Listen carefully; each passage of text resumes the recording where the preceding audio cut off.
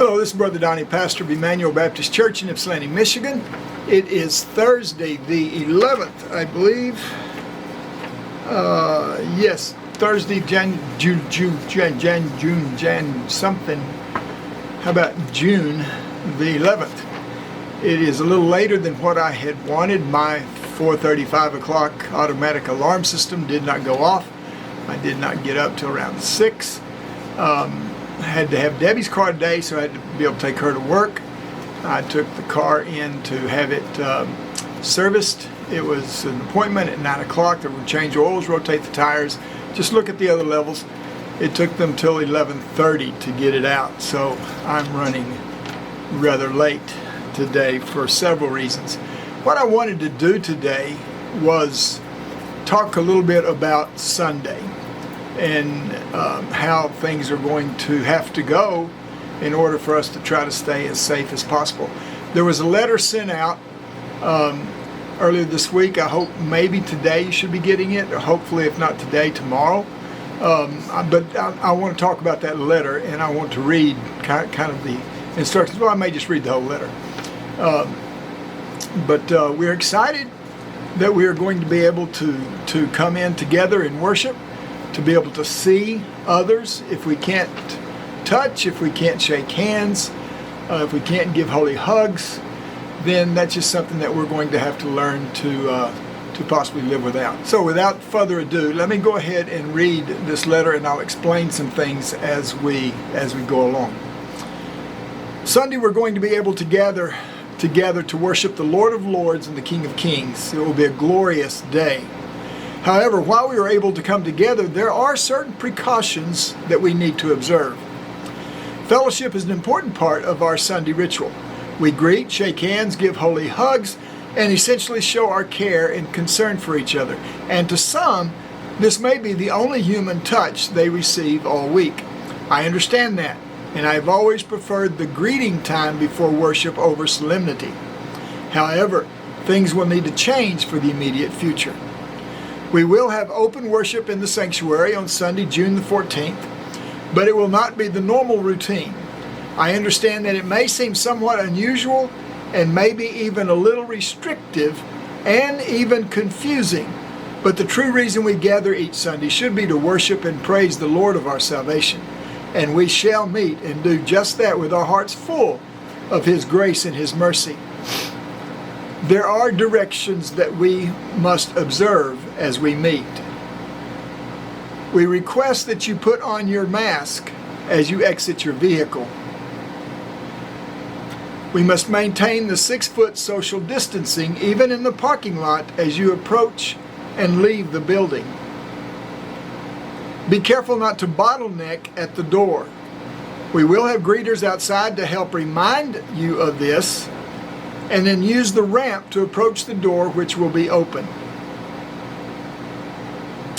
You must wear a mask entering the building. If you do not have a mask, we are able to supply you with one. As you reach the upper level of the foyer, please take advantage of the hand sanitizer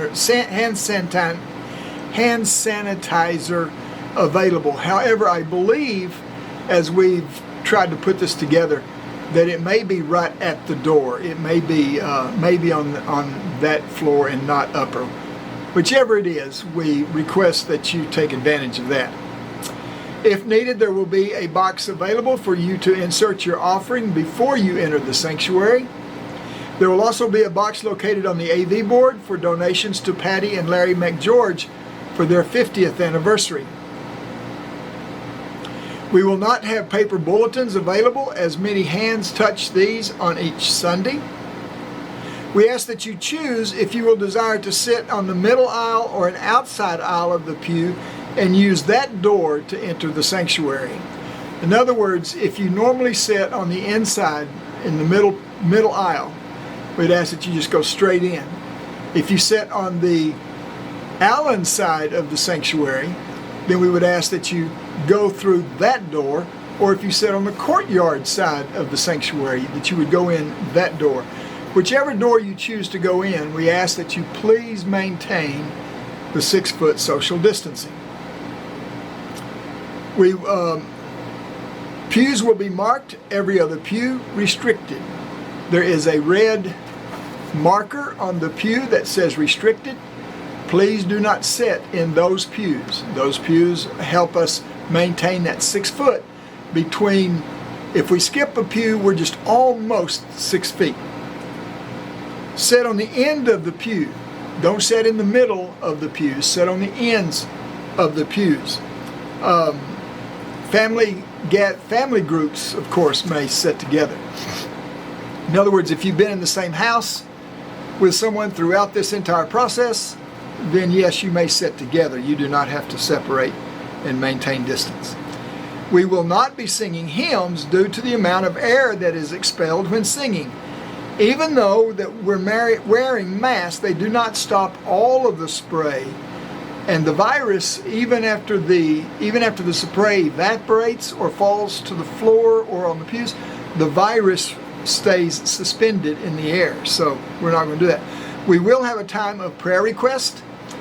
We ask that if you have a prayer request that will need to be vocalized, please stand and move to the middle of the pew and voice your request. Do not stand up where you are and start speaking. Take off your mask so that we can hear you, or pull down your mask so that we can hear you, and speak over the top of someone, the person in front of you. If there's someone in front of you, then move down to the middle of the pew, and I will probably be giving directions at that time, so just understand that. After the service, I am going to direct everyone out the center aisle. This will be my opportunity to speak to everyone, but please, please, please remain that 6 feet, that social distancing requirement. Restrooms will be available for those who are in need. Of course, if waiting to get in place, remain 6 feet from each other. Of course, the one upstairs is only going to have one person at a time. The restrooms downstairs will be available with a capacity of 2 at a time. I know all of this seems rigid and constrictive, but it is needed to help ensure the safety of our faith family. Knowing these guidelines have been put in place and will be observed will help those who have a fear of being in public at this time. We will not have Sunday school for the foreseeable future, so we thank you in advance for understanding our need to implement such precautions. And that is the letter that I have sent out to everyone. So I realize there's a lot in there, but we're going to have people who are going to help guide us. But it's pretty self-explanatory. It's pretty easy to just figure out. The biggest main thing is 2, wear your mask, social distance. If we remember those 2 things, then we should be fairly safe from someone or something or somehow giving us the virus. Now, let me explain something about the sanctuary. We have not had a crew come in and sanitize the sanctuary. It is not needed. No one has been in that sanctuary except for me and maybe James, and we're not infected. I've been tested and was not infected. Now, of course, I'll explain the test at some point, but we haven't been touching all the pews and all that stuff.